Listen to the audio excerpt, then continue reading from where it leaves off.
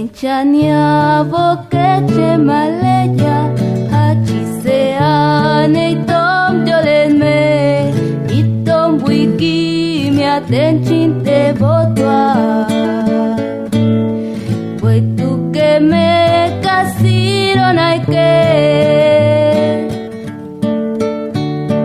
y tapo y mi enchin baisagüe, itom wiki mi ayorek no po, doctite caen chin siroquia,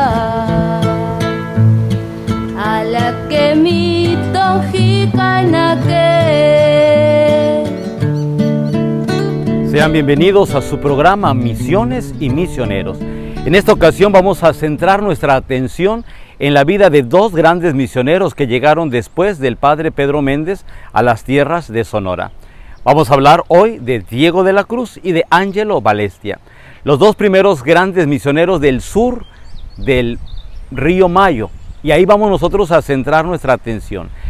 Vamos a recordar que la historia es de quien la vive y de quien la cuenta.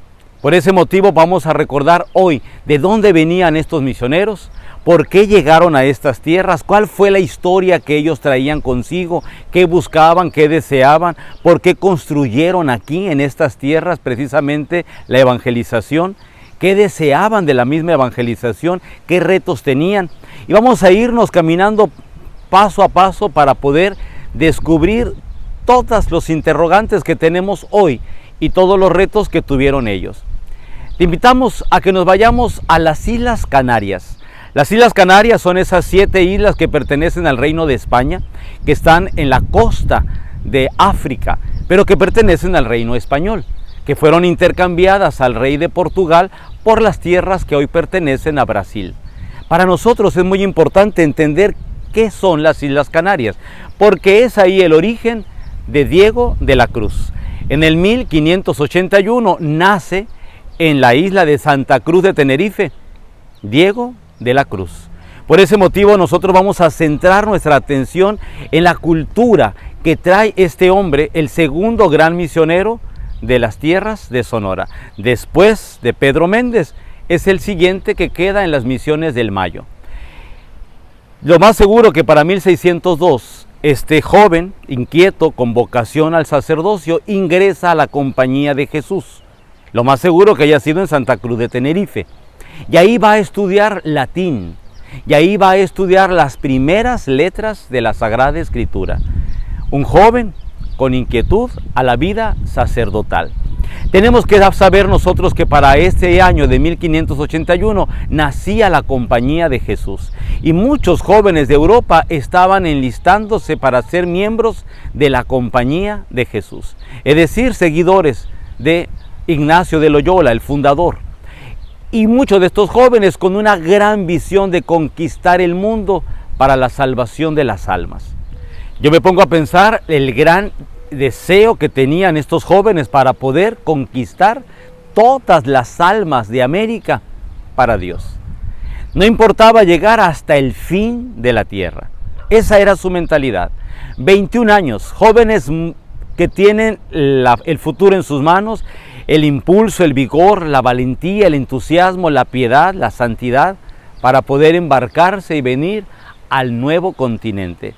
Por ese motivo vamos a ver cómo Diego de la Cruz se va a embarcar junto con un grupo de jesuitas para llegar al puerto de Veracruz y así poder llegar a continuar sus estudios de teología en el gran seminario jesuítico de Tepozotlán. Te invitamos para que te quedes en el programa de hoy y conozcamos a profundidad la vida de estos grandes misioneros. Para 1604, Diego de la Cruz había llegado al Seminario Mayor de Tepozotlán, teniendo 23 años. Era el seminario que reclutaba a todos los jesuitas que venían de Europa y que se querían formar para ser grandes misioneros de estas tierras mexicanas. Ahí aprendían el náhuatl, ahí se inculturizaban, aprendían la cultura, los idiomas y las costumbres de los pueblos indígenas. Para Diego de la Cruz era la primera vez que podía escuchar que existía en el norte de México, es decir, en los últimos rincones de la tierra, y en los límites de la corona española, pueblos que necesitaban ser evangelizados. Por primera vez iba a escuchar de hablar de los pueblos de Sinaloa, de Soaques, de Nebomes, de Pimas, de Mayos, de Yaquis. Y este espíritu misionero despertó en él el entusiasmo. ¿Qué consistía el seminario de Tepozotlán, actual Museo del Virreinato de la Nueva España? Este lugar concentraba a cientos de jóvenes que venían de distintos países de Europa. Ahí aprendían ellos la cultura del mexicano, los retos de la evangelización, y ahí se descubría la manera de cómo poder enseñar al pueblo la doctrina de la fe. Todos estos pueblos no conocían el cristianismo. Tenía que ser una manera suave, clara, precisa de cómo llevar la doctrina de la fe. Europa estaba viviendo momentos muy difíciles con el protestantismo.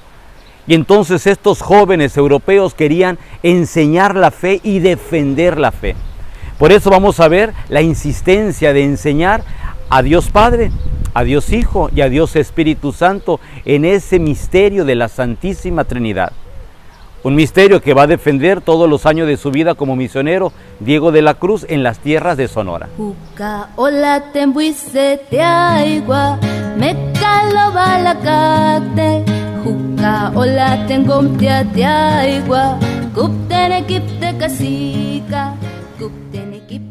Terminados los estudios de teología para el 1608, Diego de la Cruz se traslada a la casa profesa de los jesuitas en la capital de la Nueva España, la Ciudad de México. Y ahí va a entregar su vida en los 4 votos que tienen los jesuitas. Tenemos que reconocer que la casa profesa se encontraba como el punto neurálgico central de las misiones. De ahí salían todos los misioneros a los distintos puntos de la Nueva España. Recordemos que de ahí salían hasta la Patagonia, de ahí salían al Ecuador, a Lima. El centro era la Ciudad de México y la casa profesa. Pero también de ahí salían para Pátzcuaro, para Querétaro, para Durango, y de ahí también salió Diego de la Cruz a las misiones de Sinaloa. Tenemos que entender el sentido central de la compañía de Jesús. Había un punto de reunión de todo lo que era la compañía para todo el continente de América Latina. Fíjense qué interesante, la ordenación sacerdotal de estos misioneros no era en Europa, era en México. Se consagraban a Dios en estas tierras porque aquí iban a entregar su vida. Diego de la Cruz jamás regresa a las Islas Canarias, igual que Pedro Méndez. Jamás regresaron a sus pueblos de origen. Se consagraban a Dios y entregaban su vida para siempre. ¿Qué se vivía en la casa profesa? Era una experiencia totalmente católica, es decir, universal. Allí había misioneros de Bélgica, de Italia, de Portugal, de España, de todos los países que venían a la compañía de Jesús. Ahí hacían sus ejercicios espirituales de un mes en absoluto silencio. Ahí renunciaban al mundo. Ahí hacían sus votos de castidad, pobreza y obediencia. Y de manera especial los jesuitas tenían un 4.º voto, que era la dedicación entregada al Santo Padre. A donde los enviaba el Papa de Roma, ellos iban con suma obediencia. Por eso la casa profesa era un tiempo de mucha riqueza espiritual. Ahí los jóvenes proyectaban hacia el futuro sus vidas. Ahí se elaboraban catecismos para los distintos pueblos. Ahí se estructuraba la doctrina que se iba a enseñar y cómo es que se iba a enseñar. Por eso, si nosotros queremos entender las misiones de Sonora, tenemos que poner nuestros ojos en la casa profesa, porque ahí se soñó evangelizar las tierras del fin del mundo, que eran las tierras de Sonora. Siguiendo los pasos de Diego de la Cruz, debemos imaginarnos que para el 1614 ha sido llamado a evangelizar las tierras de Sinaloa. Imagínate tú que tenían que caminar alrededor de 1000 kilómetros. Tenían que atravesar la Ciudad de México, llegaban a Querétaro, de ahí se comunicaban a las misiones de Zacatecas, después llegaban a Durango y de Durango atravesaban toda la Sierra Madre hasta poder llegar a Bamoa, donde estaba el rectorado jesuítico más grande que existía en el noroeste del país, la misión de Santo Santiago y Felipe. Y aquí entonces es cuando es destinado Diego de la Cruz a la misión de Ahome. Sabemos esto porque el padre Andrés Pérez de Rivas y Diego de la Cruz fueron compañeros junto con Cristóbal Villalta en esa parte norte de Sinaloa. En ese tiempo tenía 33 años Diego de la Cruz y traía todo el entusiasmo para poder traer el evangelio a las tierras de Sonora. Desde ahí, Diego de la Cruz visualizó cuando llegaron los permisos para que se pudiera evangelizar también las tierras del Yaqui. Desde ahí se preparó para venir a estas tierras a traer la buena nueva y como Pedro Méndez poder bautizar 20,000 niños en las misiones del Mayo. ¿Cómo vivieron las misiones estos grandes misioneros? Con entusiasmo, con ímpetu, con muchos desafíos. ¿Por qué? Porque para empezar llegaban en tiempos que eran muy difíciles, eran tiempos de guerra, eran tiempos de confrontación. Estando Diego de la Cruz en esos pueblos de Sinaloa, aprendió la lengua caíta, aprendió el mayo y les enseñó a la gente de esos pueblos las costumbres que él traía. Interesante poder descubrir que la cultura nuestra es la fusión de los pueblos nativos con estas costumbres que traen los europeos y que van a hacer posible que nazca un nuevo pueblo y una nueva cultura.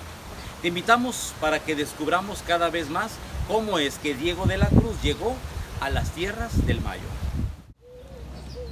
Ya en las tierras del Mayo, Diego de la Cruz se puede encaminar de una manera muy concreta para poder llegar a la misión de Chojoa y la misión de la Santa Cruz. Aquí hay algo muy interesante que les quisiera compartir. La pregunta es por qué la última de las misiones del Mayo se va a llamar Misión de la Santa Cruz.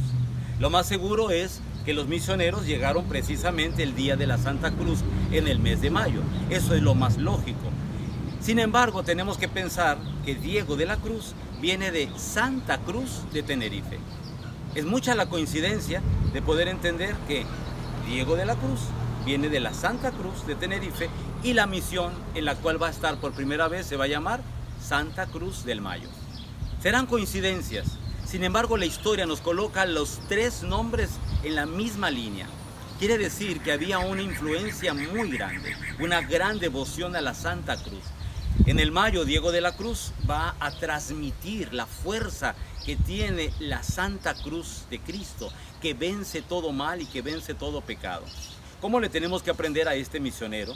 Para que también nosotros veamos la fuerza de la cruz de Cristo, porque vence todo el mal y se pone firme en alto para que nosotros podamos aprender el camino de la redención.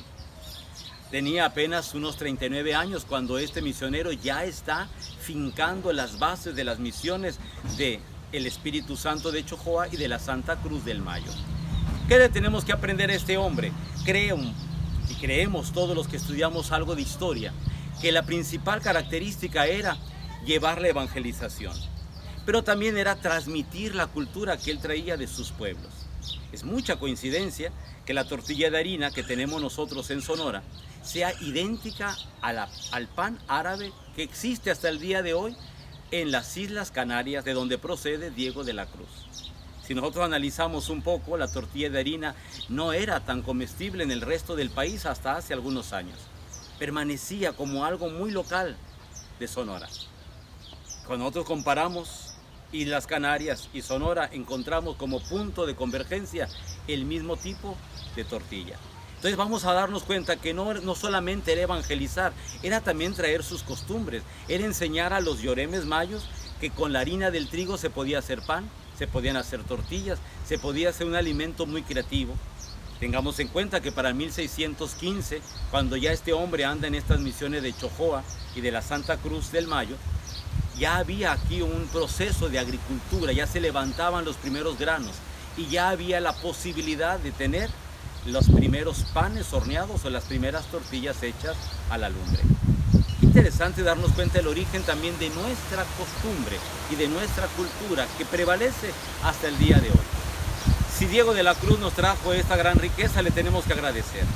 Y si no fue él, a alguno de estos misioneros que llegaron de lejanas tierras, le tenemos que agradecer su aporte a nuestra cultura culinaria. Siguiendo los pasos de Diego de la Cruz por las tierras del Mayo, tenemos que darnos cuenta que en 1620 el padre Pedro Méndez Sierra, jesuita, fundador de las primeras misiones de Sonora, tuvo que regresar a la casa profesa en la Ciudad de México. Delegó como encargado de la misión de Navojoa, Tesia y Camoa a Diego de la Cruz. Por eso la gente de Navojoa tiene que reconocer que el segundo gran misionero que tuvieron en estas tierras fue Diego de la Cruz.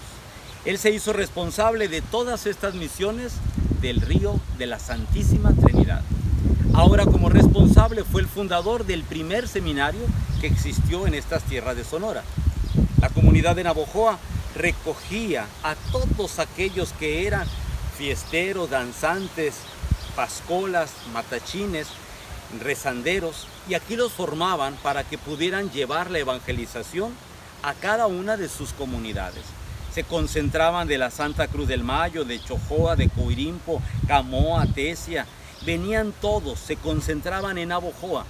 Diego de la Cruz le tocó ser el primer rector de este seminario para laicos, que se extendió por muchos años y que sirvió como el origen de lo que después vamos a conocer como el rectorado de San Ignacio en las tierras del sur de Sonora. Por eso tenemos que reconocer la labor de este hombre. Para nosotros, en Sonora, cada misionero, cada nombre cuenta. Por eso vamos llevando el origen y el proceso de los misioneros en las tierras donde nosotros vivimos y nos sentimos orgullosos de que nos hayan traído la fe que hoy profesamos. Las fiestas de la Santísima Trinidad que tenemos hasta el día de hoy en las tierras del Mayo, en gran medida fueron promovidas, organizadas por Diego de la Cruz. Traía este hombre toda la fuerza de la devoción del pueblo que él representaba, de las Islas Canarias. Y para 1626, la misma Compañía de Jesús le pide que se traslade a Torim, a esas misiones del río Yaqui. ¿Por qué Torim? Porque Torim se había vuelto en el centro de la provincia de San Ignacio. Tenemos que reconocer que para 1617 Andrés Pérez de Rivas va a fundar las primeras misiones del río Yaqui, como Cocori, Bacum, Torim. Y Torim se empieza a convertir en el centro de todas estas misiones. Un gran desafío que tenían los misioneros jesuitas era tener que trasladarse hasta Bamoa, en Sinaloa, porque allá era el centro provincial. Pero en 1619, antes de retirarse Andrés Pérez de Rivas, pidió a Consejo de Indias y al Virreinato, así como a la Compañía de Jesús, que Torim fuera nombrada como la parte sede de la provincia de San Ignacio, una nueva provincia que se desprendía de la provincia de Santo Felipe y Santiago, en Sinaloa. Por eso el primer rector va a ser el padre Cristóbal Villalta, de 1619, 1620, hasta que en 1626 va a llegar Diego de la Cruz y va a ser el segundo rector de esta provincia de San Ignacio, en lo que viene siendo la primer provincia jesuítica en Sonora. Le tenemos que reconocer su trabajo. Estuvo 2 años como encargado de esta provincia.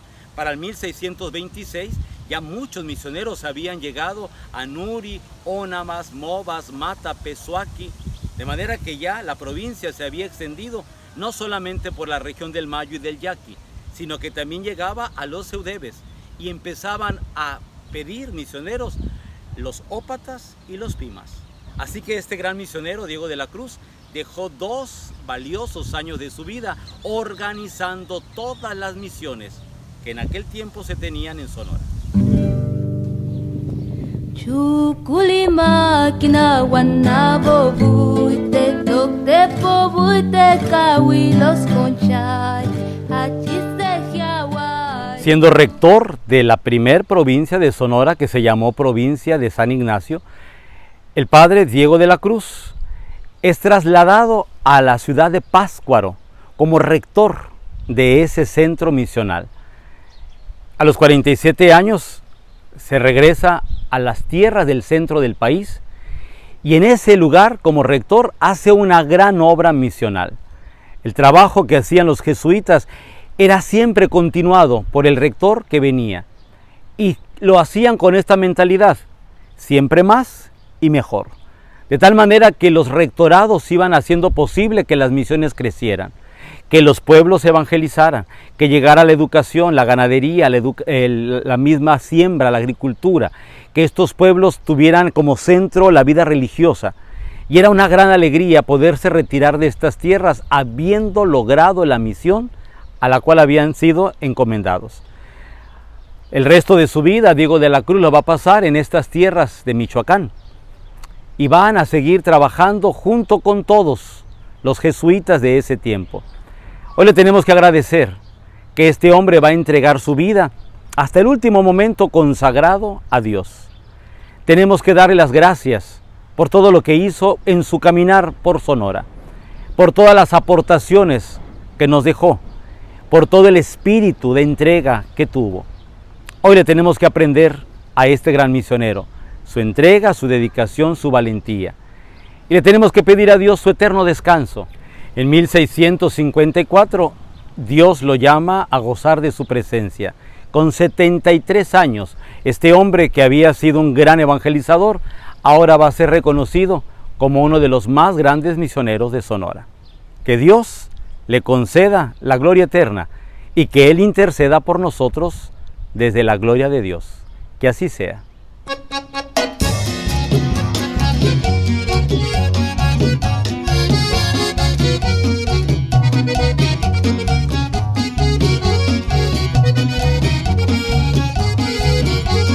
Vamos a cantar del pueblo mayo, vamos a escuchar del pueblo mayo. Toca la pascola, canta el venado en la lengua mayo. Toca la pascola, canta el venado en la lengua mayo. ¿Quién es el que baila? Pascola es el que baila. ¿Quién es el que danza? El venado es el que danza. ¿Qué instrumentos tocan? Un violín, una flauta y el arpa, un tambor, una hueca en el agua.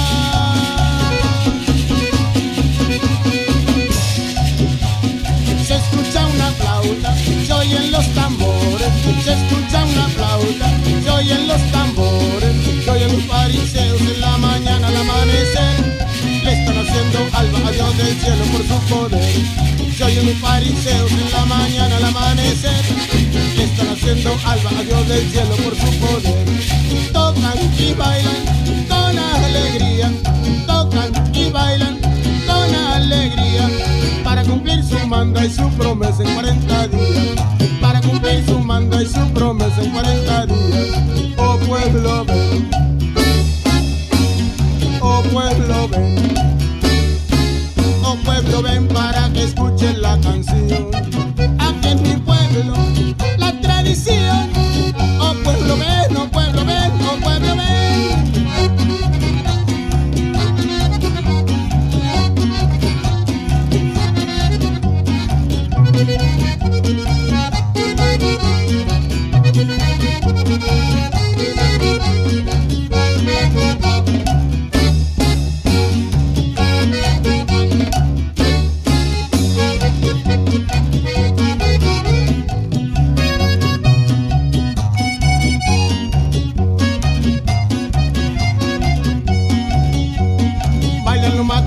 Con dos guitarras y un violín, moviendo los plumeros y las sonajas del matachín. Bailan los matachines con dos guitarras y un violín.